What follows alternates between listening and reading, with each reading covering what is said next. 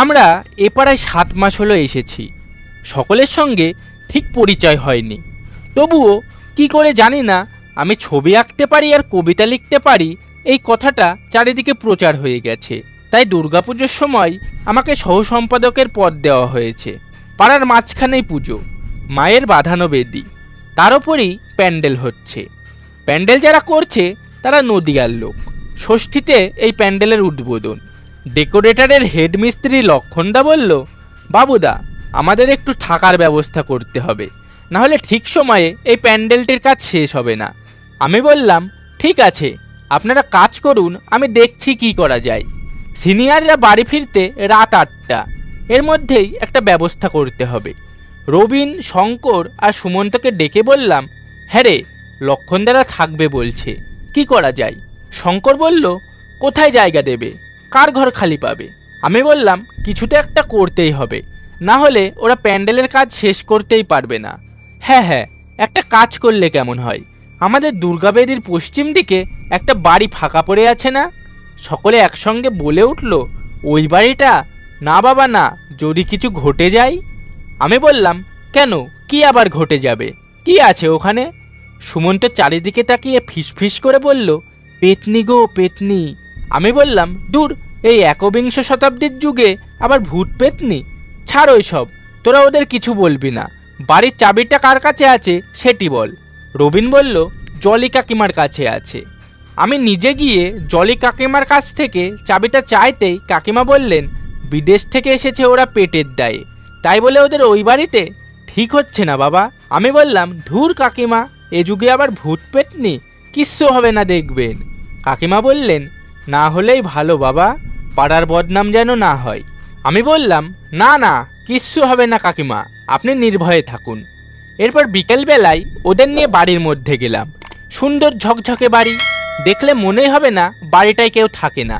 সব ঝকঝক টকটক করছে, জল লাইটেরও কোনো অভাব নেই। লক্ষণদা বলল, বাবুদা চাবিটা আমাদের দিন, আজ রাত 2টো পর্যন্ত কাজ করার পর আমরা ঘুমোতে যাব। প্রথম দিন বেশ ভালোভাবেই কেটে গেল, ওরাও কিছু বলেনি। আমিও আমাদের সকলকে বারণ করে দিয়েছিলাম কিছু না জানাতে। পরের দিন মানে শনি রবি 2 দিন কাজ করলেই প্যান্ডেল কমপ্লিট হয়ে যাবে। কিন্তু শনিবার দিন সন্ধ্যা থেকে লক্ষণদার ভাই মন্টুর শরীর খারাপ। লক্ষণদা বলল, তুই শুয়ে পড় গে, শরীর ঠিক হয়ে যাবে। মন্টু চাবি নিয়ে শুতে চলে গেল।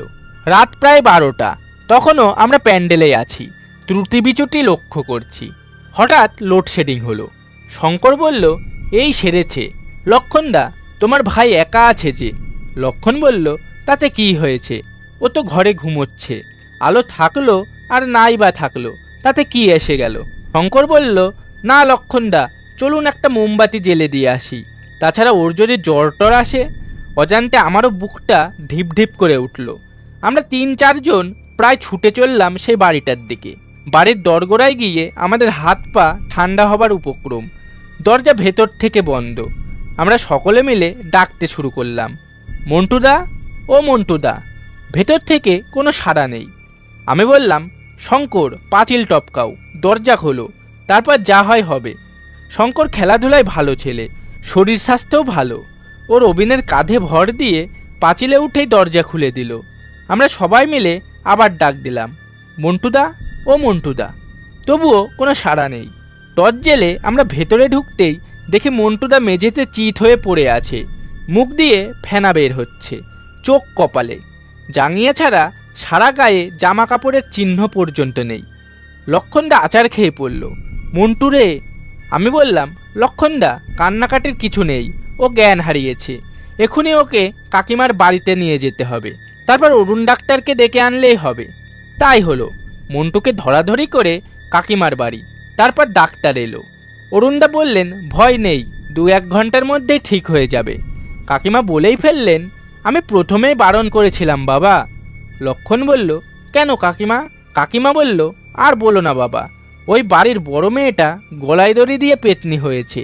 প্রতি শনি মঙ্গলবারেই ওর উৎপাত আরম্ভ হয়, আর তখনই নয় লোডশেডিং হয়, না হলে জোরে ঝড়ের মতো হাওয়া দেয়। যাক, কিছুক্ষণ বাদে মন্টু পাশ ফিরে শুলো।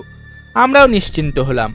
পরের দিন সকালে মন্টুর কাছে গেলাম, দেখলাম ওর চোখে মুখে আতঙ্কের ছাপ। আমি বললাম, মন্টুদা, কি হয়েছিল কাল? মন্টু চারিদিকে ভয়ার্ত দৃষ্টিতে একবার দেখে নিয়ে বলল, জানি না, আমার মাথা গুলিয়ে যাচ্ছে। আমি বললাম, তা তোমার জামা প্যান্ট কোথায়? মন্টুদা বলল, গরম লাগছিল বলে জামাটা খুলে গুটলি করে মাথায় দিয়ে শুয়েছিলাম, কিন্তু প্যান্ট গেঞ্জি তো পরেই ছিলাম। আমি বললাম, তুমি শোবার পর কি ঘটেছিল একটু মনে করে বলো তো, আমরা শুনি। সে বলল, শোবার কিছুক্ষণ বাদে সবে তন্দ্রাটুকু এসেছে। দরজায় খট করে হঠাৎ একটা আওয়াজ হলো। চারিদিকে তাকিয়ে দেখলাম কেউ নেই। ডাক দিলাম, কে? হঠাৎ একটা মেয়ের কণ্ঠ ভেসে এলো, আমাকে চিনলে না? আমি আরতি গো, পাশের ঘরেই থাকি। এজন্য তাকে আমি বলেছিলাম, তা এখানে এসো গল্প করি। তখন মেয়েটি বলল, তুমি আলোটা নিভিয়ে দাও না, কেউ দেখে ফেলবে যে। এরপর আমি উঠে আলো নেবাতেই কে যেন আমার ঘাড়ে হুড়মুড় করে এসে পড়ল। ড্যাব ড্যাবে চোখ, বড় বড় দাঁত, আমার গলাটা চেপে ধরল। তারপর আমার আর কিছু মনে নেই। মন্টুর মুখে সব শুনে আমি আর শঙ্কর দুজনে গেলাম বাড়িটার ভেতরে। দেখি মন্টুর কথার সঙ্গে একটু অসঙ্গতি রয়েছে। ওর জামা প্যান্ট একটা পেরেকে ঝুলছে সুন্দরভাবে, মেঝেতে একটা হেমা মালিনীর ছবি আর একটা বড় ঝুলঝাড়ু পড়ে আছে। গোটা বাড়িটার কোথাও কারোর কোনো অস্তিত্বই খুঁজে পেলাম না। রবিবার দিন ওদের প্যান্ডেল তৈরি শেষ, ওরা চলে গেল। তবুও আমার মধ্যে একটা চিন্তা কিন্তু কেবলই খেলা করে চলল। কি ঘটেছিল সেদিন? সোমবার ষষ্ঠী। ঢাকিদের বললাম, ওই বাড়িটা ফাঁকা আছে, তোমরা ওখানেই থাকবে। ঢাকিরা ওই পেতনির ব্যাপারে কিছু জানে না, কিন্তু সেক্রেটারি থেকে আরম্ভ করে সকলেই আপত্তি করে বলল, বাবুদা, এটা ঠিক হচ্ছে না। আমি বললাম, আমি আর শঙ্কর থাকবো ওদের সঙ্গে। শঙ্কর শুনে আঁতকে উঠল এবং বলল, আমি? না বাবা না। আমি বললাম, সে কি রে, তুই না বিজ্ঞানের ছাত্র, তুইও এসব মানিস? শঙ্কর বলল, মানি না, তবে মানতে বাধ্য হচ্ছি, যুক্তিতে হেরে যাচ্ছি বলে। এরপর আমি সকলকে বলে রাখলাম রাত্রে দল বেঁধে একবার করে দেখে আসতে। ষষ্ঠীর দিন রাত্রি 12:30 নাগাদ শুতে গেল ঢাকিরা। আমি আর শঙ্করও তাদের সঙ্গে গেলাম। ঘুম আসে না। অনেকক্ষণ গল্প করার পর কখন ঘুমিয়ে পড়েছি খেয়াল নেই।